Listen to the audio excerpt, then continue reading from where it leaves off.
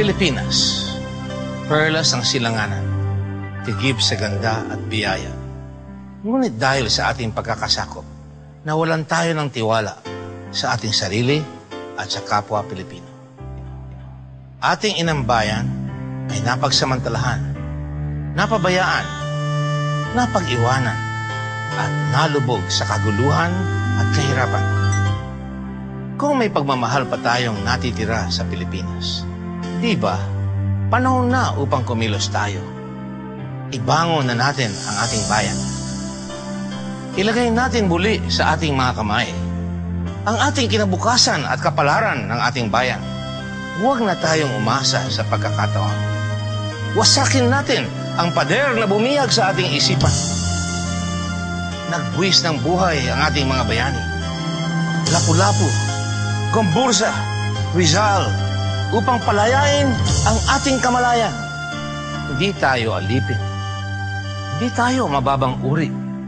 Tayo ay may dignidad, may dangal, may kakayahan bumangon at bumuo ng isang bagong Pilipinas. Bilang mga Pilipinong may pagmamahal sa bayan, gawin natin ang ating tungkulin, magmalasakit sa kapwa Pilipino. Kumilos tayo sa kapakanan at kabutihan ng sambayanan. Pangalagaan ang yaman ng bayan.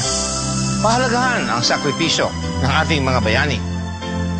Magmasang aksyon para sa katotohanan, kapayapaan, edukasyon, karunungan at matuwid na pamahalaan.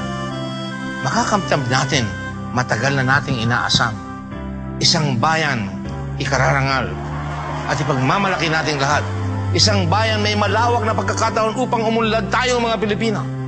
Ang Pilipinas, gagawin nating isang bagong bayan. Ang bagong bayan ay hindi isang lugar kung saan kinitil ang ating mga bayani.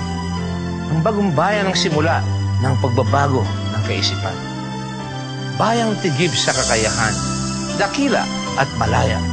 Bayan ng mga Pilipinong patuloy na inaabot ang magandang bukas. Ang bagong bayan ay ikaw. Wala nang pag-ibig ang hihigit pa sa pag-ibig sa bayan. Mahalin natin ang Pilipinas. Gawin natin isang bagong bayan. Pakita mo, mahal mo ang Pilipinas. Masang aksyon tungo sa bagong bayan.